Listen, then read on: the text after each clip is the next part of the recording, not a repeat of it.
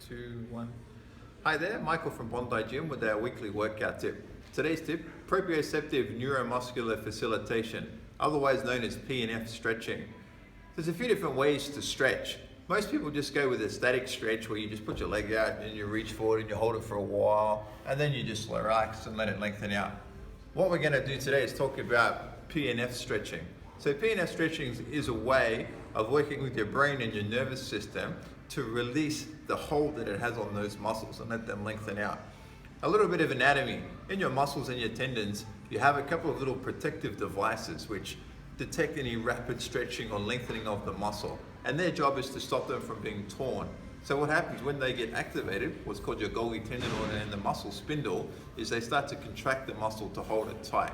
So what we're going to do is a couple of little tricks to help release those and let them go, and that'll just let the muscle lengthen out and go to its full natural length rather than being restricted by the nervous system holding on and protecting that. So what we're going to do, it's pretty straightforward. Often it's known as contract relax stretching as well. So let's come into a simple stretch to show you how to do it.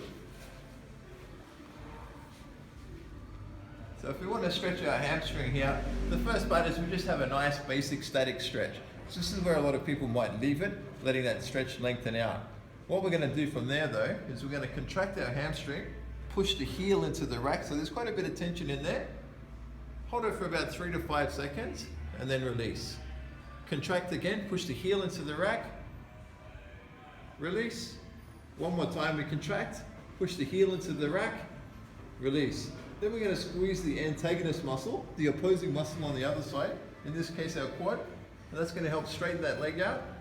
And then we're going to release, and then we're just going to hold that new position for a little bit longer, enjoying that new length that we have in there. So remember, all we've done is use those little tricks, that little contract relax, to switch off the protective mechanisms in the muscle to allow it just to lengthen out to its normal length.